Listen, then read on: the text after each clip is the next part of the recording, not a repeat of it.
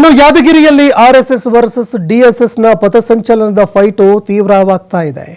ಕೆಂಬಾವಿಯಲ್ಲಿ RSS ಪಥಸಂಚಲನಕ್ಕೆ DSS ವಿರೋಧ ವ್ಯಕ್ತಪಡಿಸ್ತಾ ಇದೆ. ಸುರಪುರ ತಾಲೂಕಾಡಳಿತ ನಡೆಸಿದಂತಹ ಶಾಂತಿ ಸಭೆ ಕೂಡ ವಿಫಲ ಆಯಿತು. ತಾಲೂಕಾಡಳಿತ ಶಾಂತಿ ಸಭೆಯಲ್ಲಿ ಒಮ್ಮತ ಮೂಡಿಸೋದಕ್ಕೆ ಸಾಕಷ್ಟು ಪ್ರಯತ್ನ ಕೂಡ ಮಾಡಿದ್ರು ಅಧಿಕಾರಿಗಳು. ಆದರೆ ತಾಲೂಕಾಡಳಿತದ ಶಾಂತಿ ಸಭೆಯಲ್ಲಿ ಒಮ್ಮತ ಮೂಡಿಲ್ಲ. ಆರ್ಎಸ್ಎಸ್ ಹಾಗೂ ಡಿಎಸ್ಎಸ್ ಜೊತೆಯಲ್ಲಿ ಪ್ರತ್ಯೇಕವಾಗಿ ತಾಲೂಕಾಡಳಿತ ಅಧಿಕಾರಿಗಳು ಸಭೆ ನಡೆಸಿದ್ರು. ಕೌಂಟರ್ ಪಥಸಂಚಲನ ನಡೆಸೋದಾಗಿ ಡಿಎಸ್ಎಸ್ ಪಟ್ಟು ಹಿಡಿದಿದೆ.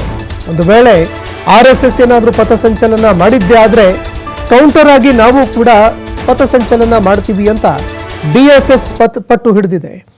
ಜಿಲ್ಲಾಡಳಿತ ಅನುಮತಿ ಕೊಡದೇ ಇದ್ರೂ ಕೂಡ ನಾವು ಪಥಸಂಚಲನ ಮಾಡ್ತೀವಿ, ದೊಣ್ಣೆ ಬಿಟ್ಟು ಪಥಸಂಚಲನ ಮಾಡುವಂತೆ ಡಿಎಸ್ಎಸ್ ಮುಖಂಡರು ಆಗ್ರಹ ಮಾಡಿದ್ದಾರೆ. ಕೈಯಲ್ಲಿ ದೊಣ್ಣೆ ಹಿಡಿಯಬಾರದು, ಲಾಠಿಯನ್ನು ಹಿಡ್ಕೊಂಡು ಪಥಸಂಚಲನ ಮಾಡೋದಕ್ಕೆ ಸಾಧ್ಯ ಇಲ್ಲ ಅಂತ ಒಂದೆಡೆ ಡಿಎಸ್ಎಸ್ ಹೇಳ್ತಾ ಇದ್ರೆ, ಮತ್ತೊಂದೆಡೆ ನಾವು ಕೈಯಲ್ಲಿ ಲಾಠಿ ಹಿಡದೆ ಪಥಸಂಚಲನ ಮಾಡ್ತೀವಿ ಅಂತ ಆರ್ಎಸ್ಎಸ್ ಮುಖಂಡರು ಹೇಳಿದಾರಂತೆ. ಹೀಗಾಗಿ ತಾಲೂಕು ಆಡಳಿತದ ಸಭೆಯಲ್ಲಿ ಒಮ್ಮತ ಮೂಡಿಲ್ಲ.